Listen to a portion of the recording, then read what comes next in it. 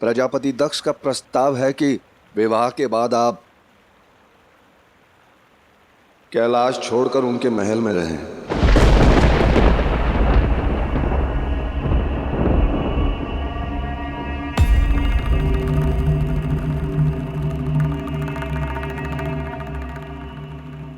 आपको सिर झुकाने की कोई आवश्यकता नहीं देव ऋषि।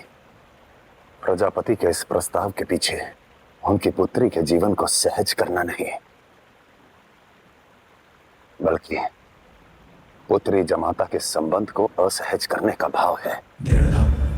इसके पीछे उनका प्रेम नहीं, उनका प्रतिबंध, उनका प्रतिशोध है। इसलिए इसे स्वीकारा नहीं जा सकता। वो मुझे बांधना चाहते हैं, परंतु शिव को तो कोई भी नहीं बांध सकता, क्योंकि मैं इस संसार के कण कण में बसता हूं, हर जीव में बसता हूं, हर भाव में बसता हूं, और मेरी दृष्टि में प्रेम कोई बंधन नहीं, मुक्ति है।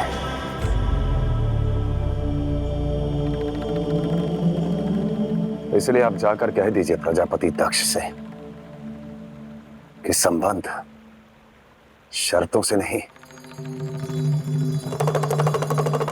समर्पण से बनते हैं, और जहां समर्पण ना हो, शर्त हो, वहां केवल समझौता हो सकता है।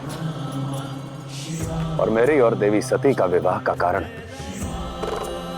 कोई समझौता, कोई संबंध नहीं, प्रेम है, मुक्ति है।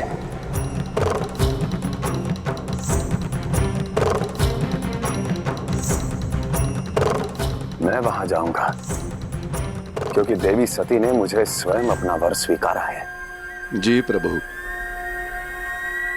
मुझे विश्वास है कि प्रजापति की इस शर्त का भान देवी सती को नहीं होगा। आपसे अनुरोध है मेरा कि इस बात का पता देवी सती को नहीं चलना चाहिए, क्योंकि मैं नहीं चाहता कि जिस पिता के सम्मान की रक्षा के लिए मैंने स्वयं वर में भाग लिया था, उसका सम्मान अपनी पुत्री की दृष्टि में नीचा हो जाए। आप धन्य हैं प्रभु। जैसे आपकी आज्ञा। हर हर शंभु।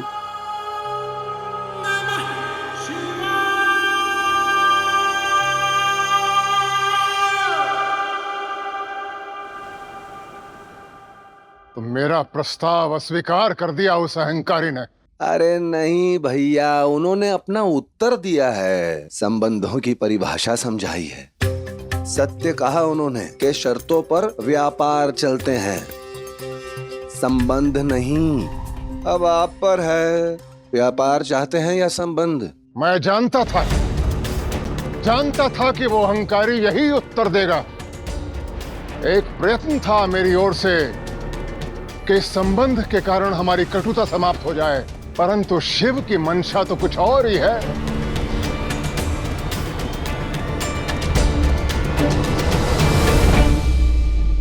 और इस सब में आप भी सहभागी हैं नारायण। मैंने जीवन भर आपकी आराधना की, परंतु आपने इस कार्य में मेरा साथ नहीं दिया।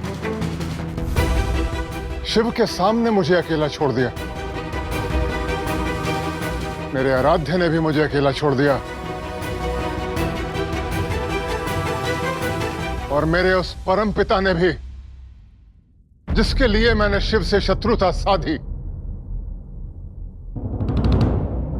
मूर्ख मत बनो दक्ष। शत्रुता तुमने अपने अभिमान में साधी है। अपनी भूल और अपने कर्मों का दोष किसी अन्य पे मत डालो। अपने अभिमान की परछाई त्याग कर अपने मन के दर्पण में देखो।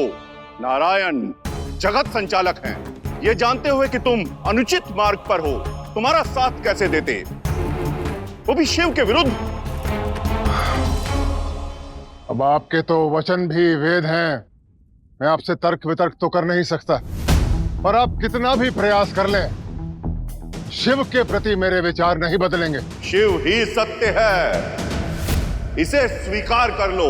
शिव को जीतने के लिए युद्ध नहीं, प्रेम चाहिए।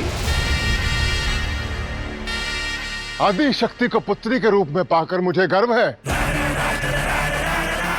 परंतु आज रह रह कर एक विचार मेरे मन में उठ रहा है कि यदि आदि शक्ति मेरी पुत्री ना होती तो क्या दक्ष प्रजापति आज इतना व्याकुल होता, इतना असहाय होता?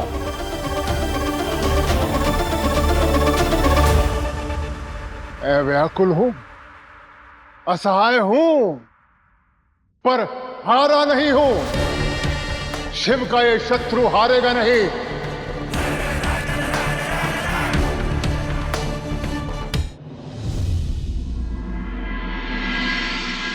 मुझे प्रसन्नता होगी यदि वे सब देवी सती और मेरे विवाह के साक्षी बने। सभी देवता, भूत, पिशाच, अघोरी, गंधर्व और नाग, समस्त जातियों को तुमने निमंत्रण भेज दिया है ना नंदी?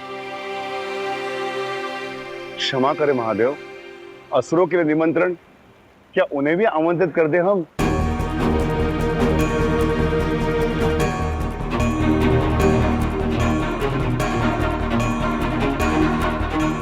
नहीं। जो आज्ञा प्रभु।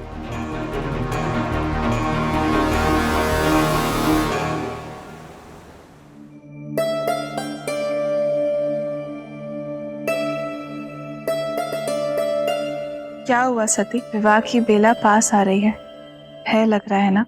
हाँ, मन में बहुत सारी भावनाओं का ज्वर उठ रहा है।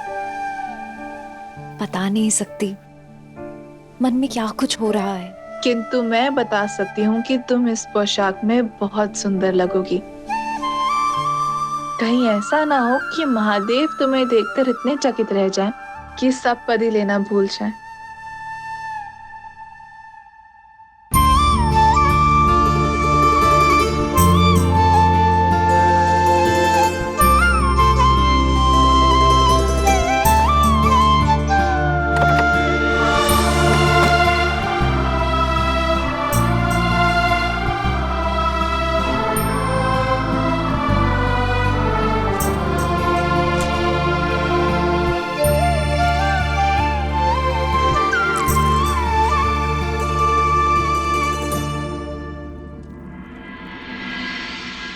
सती, अब कहाँ चली?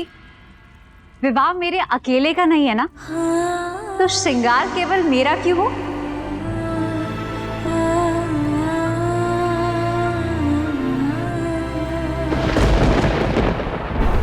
पिताश्री ने विवाह में निमंत्रण नहीं दिया, कोई बड़ी बात नहीं। किसी भी शुभ कार्य में मुझे सदा ही अड़चन समझते हैं। पहले भी मेरी शेष 27 बहनों के विवाह में मुझे नहीं बुलाया, सती के जन्म पे मुझे नहीं बुलाया, परंतु शिव तो ऐसे नहीं। शिव तो पक्षपात नहीं करते। शिव असुरों और देवताओं दोनों को समान ही अपना मानते हैं। शिव ने हमें निमंत्रण क्यों नहीं दिया?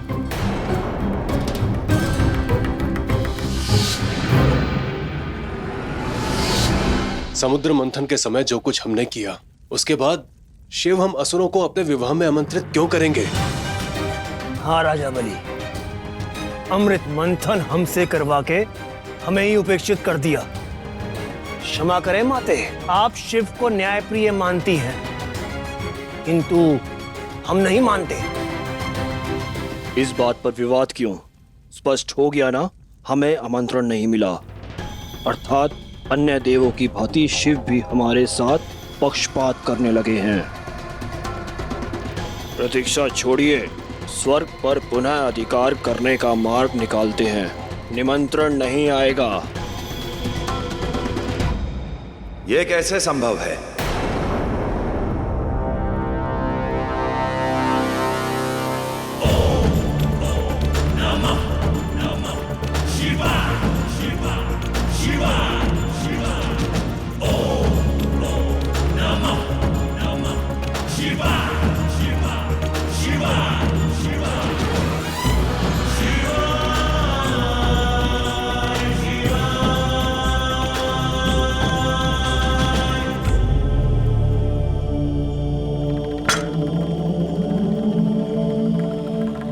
गण निमंत्रण लेकर नहीं आए, क्योंकि मैं स्वयं आप सभी को आमंत्रित करना चाहता था।